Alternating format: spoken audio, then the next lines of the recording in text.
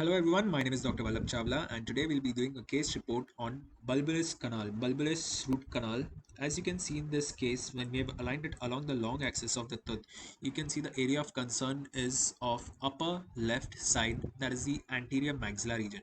Patient had basically in with the chief complaint of pain and pus discharge in the upper left region of the mouth, wherein on chewing patient used to face some kind of altered taste sensation. So basically what had happened, there was a pus discharge from the labial aspect of the tooth, and whenever patient used to chew anything there was some kind of purulent discharge noted. Patient gave a history of fall when he was during his childhood days. So now you can see in this case it's a case of kind of a cystic lesion, but an infected type of cyst, not even a cystic type of lesion, but some kind of periapical pathology is noted. As in cases of cyst, the size of the lesion is usually large, but you can see in this case how because of trauma can compare it with the adjacent tooth as seen in tooth 1-1. This is tooth number 1-1. You can see how there is thin and bulbous thin canal, thin and fine radiolucent root canal noted in 1-1, whereas similarly in 1-2, where the tooth of which is the tooth of concern, you can see the bulbous canal. So you can compare it in the actual section also by just measuring the size of the canal. You can see the actual size of bulbous canal over here. So approximately 2 to 3 mm, whereas a similar size noted in a normal root canal is around 1 mm or something. Okay, so this was the one of the main difference. And you can also check out in the coronal cross section and sagittal cross section, the comparison can be done. You can just increase the thickness from 1 mm to 4 mm just for comparison, and you can see how the periapical pathology as seen in the coronal cross section, it is its extent is from the apical region to the lower middle one-third region, whereas in the sagittal cross section you can just see the similar pathology labiolingually, labio or labiopalatally, how there is thinning of labial cortical plate noted around the root surface, whereas at the periapex region there is loss of the loss of the cortical plate. The palatal bone is still unaffected, but still now in such cases treatment is necessary.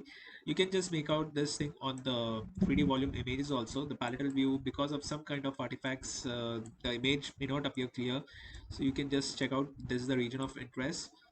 This is like a root anatomy view, and if we'll just section this tooth and just check the coronal aspect, you can see the difference between the canal anatomy also in coronal cut section. So you can just check it out in this feature as well, so the grayscale image feature. So you can just check out the anatomic variation as well, the pulp variation as well. Okay, so we'll just undo this thing, and you can see how the open apex is also seen, or there might be some kind of resorptive changes noted at the periapex region. So hence a root canal filling with some kind of MTA stop or MTA filling at the apical end is mandatory in such cases. The prognosis is not good. One can go for extraction, but not at always a conservative endodontic treatment is the first line of treatment, but depending on case to case. Okay, such cases are usually referred to the endodontist, and the treatment plan depends on them. So you can just see this thing in the cross-sectional view as well. So basically in 0.5 mm interval lines.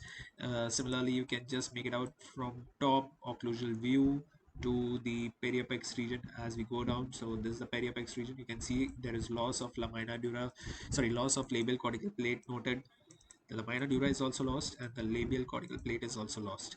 However, the lesion is away from the away from the nasopalatine nerve canal cortex. So this is the nasopalatine nerve canal cortex. You can see it is 1.5 mm away from the incisive nerve.